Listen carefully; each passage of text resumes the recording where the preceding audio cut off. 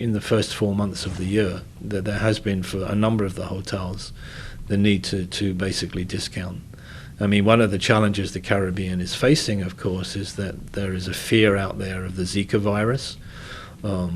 Puerto Rico is suffering enormously from this, but other destinations too, because a lot of people just group the Caribbean countries all together.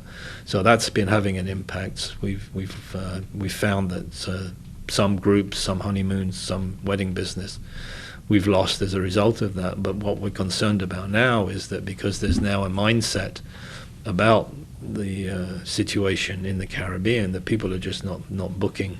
They're not even considering the region, which is another reason why business across the region is a bit soft. I mean, the airline situation, the United States, basically the main change was the fact that the Miami flights dropped from 3 to 2 a day.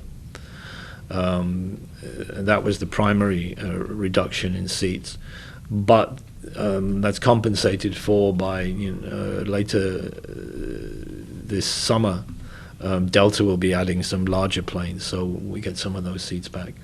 The number of seats in the United States this year compared to last summer is down about 3%, so that's not too bad. Some cancellations obviously now coming out of Venezuela.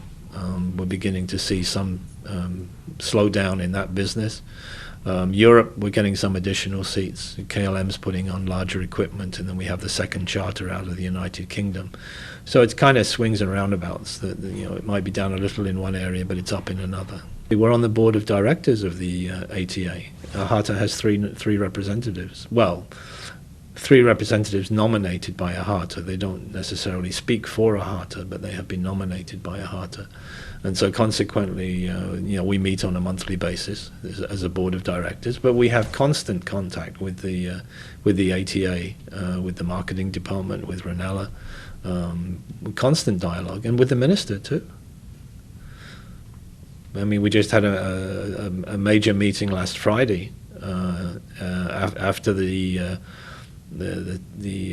ATCA, the tour operators from North America, were visiting. We had a major meeting on Friday with the minister, with the ATA, and with the agencies, and all the hotels and other businesses were there, and we discussed business, we discussed marketing plans and programs and how to coordinate and how to work together, and it was very constructive. Yeah, no, absolutely, because I mean, the broad picture is that we can see the Venezuelan business softening. We can see the fact that the number of hotels that depended on Venezuelan business last year are not seeing that business anymore.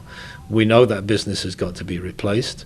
I think the general sense is that North America is the place to go to replace that business. We know that there are constraints on the number of air seats this summer, but that should change as we get into the winter. We're working with the airline companies to add additional airlift, but that won't happen until 2017. And so the sense is that we really need to step up our efforts in North America, and the purpose of the discussions that we've been having over the past month, past 6 weeks, is how best to do that, how the hotels can work together with the ATA. And the ATA has been very helpful, very constructive, sharing information. The hotels have been sharing information. They can always share more, and we know that.